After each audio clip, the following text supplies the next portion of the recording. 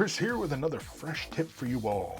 In this video, we're to continue our look at blending. And in fact, we're going to look at feathering as it pertains to Citadel Contrast paints. This is a brand new paint line, and you can use various techniques. And so a lot of people just seem to kind of use, a certain product one way. And so the idea behind a lot of my videos is that there are many ways to get to an end result. And so here I'm going to show you with contrast doing feathering. And in fact, feathering actually is a lot more noticeable in this capacity rather than the previous example I had shown with opaque colors. So with this one here is with transparent colors, like Citadel Contrast, but this also applies to any transparencies that are on the market today. So I've already given the model a base coat of Iandin yellow. It wasn't really a base coat. I laid it down, and then actually I quickly feathered and pulled some of the excess color off so it stayed nice and bright, leaving just a little bit of a darker edge along the that center part of the blade, whatever that part is called. I don't remember. But anywho, so we have the brighter blade. We're going to go for a bit of a fiery kind of look to the blade. Nothing in particular, but we are going to do one of those facets of the blade. And to get us started, I'm going to use some Gryph-hound orange. Now, you know what? Let's use a little bit of the contrast medium as well, just to show a kind of an easy way for a lot of people out there get started in feathering as a means to creating transitions on a model surface. Now this is going to be a very quick kind of demonstration. This one's going to go by fairly fast, as should be pretty straightforward. So I'm going to shake up my medium, make sure all my colors are shaken very well. I'm going to grab a little bit of the medium, lay it onto my palette, and we're going to use it in kind of a regards of like how basically we use color. So I'm just going to slap a little bit onto my palette. It's actually quite a bit. I'm going to grab my Gryph-hound orange. I'm just going to use it right here. Leave it right there for the moment. And really fast here, we can go about this in a two brush method where we apply the medium with one brush, apply it down, and then use another brush to grab our orange and then feather the color out. Or we can just simply use one brush, draw it, thing, rinse, come back. So that's pretty much what I'm going to do here, because I'm just going to use this one brush. When you're using the medium in this regards, you can quickly just kind of lay it down onto the model surface. You're not applying it too heavily, but you pretty much want to apply it just as far as you want to imagine where your transition is going to be. Then really quickly here, I'm going to grab a somewhat generous amount of the medium of the color and begin just quickly feathering it out. And because it's already a transparency, it's already pretty thin.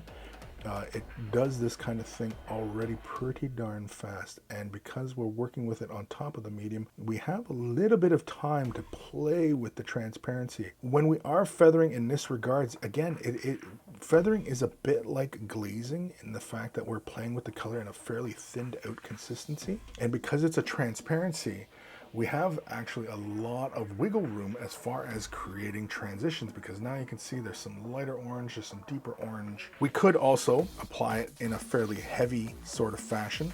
Let's go along the bottom side of the blade here. Let's go on this side. Let's lay it down somewhat heavily on this end of the blade.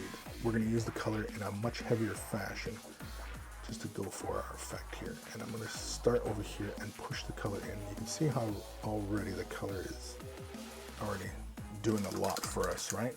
So you can see how we just simply lay the color down pretty darn quickly, and then really fast we can begin to blend that out. Just like so. In fact, I'm going to come through and just hit the side right there with my finger. And in fact, we can actually pull that color where it's heavy and it's built up. We can actually draw that out just a little bit, just so it doesn't give us too heavy a tide mark on the end. But you can see really fast how you can use the color and build that transition really, really fast. So again, I think that side's dry now. No, not quite. Actually, no, you know what we're going to do it? We're going to do it without the medium this time. And we're just going to use the contrast paint. And we're just going to lay it down pretty heavily along this facet of the blade. Just like so. And then we are going to feather that out. And we're going to push that color back a bit. Just like so, leaving just a little bit of that color through the center of the blade. Just like And so really fast, that is just, laying down the color, feathering with the contrasts, or any clear paints for that matter. You can just lay it down and then just quickly feather. And you can see we just kind of quickly feathered that one. And you can see with the medium how we just simply laid it down, laid a little bit of the color down fairly heavily, and then just quickly feathered it. Again, this process is a bit like glazing in the regards that we're playing with Citadel Color. And in the previous example with using the opaque colors, that becomes a lot more illustrated. And so here with the transparencies, you can see we can get some really wonderful transitions going on and some really great effect. And so if you're looking to kind of up your painting game, as it were, definitely contrast paints or any transparencies for that matter definitely are a way of going like on top of a base tone, be it opaque or another transparency, and then applying your initial transition. And then of course you can come in and you can fine tune that if you want, push that color a little bit deeper, go into different color bands as far as like reds and purple, whatever, right? You can just push it to wherever you want to go. It's really up to you how you want to paint your models and what kind of looks you want to go for. I'm just gonna open up the door just for you guys just a little bit and show you guys on what you can do with some of these colors and particular brush techniques. And so don't be afraid to give these things a try. And so huge thank you to my patrons for making these videos possible. If you're considering patron support, a huge thank you. I am going to continue to make these videos and continue to educate and continue to inform. And so a huge thank you. And if you're not able to support monetarily, clicking that like, clicking that subscribe, ringing the bell, and all that helps a huge amount as well. Big thank you to everybody. Thank you for watching. Take care of those brushes. They'll take care of you. And I will see you guys in the next video.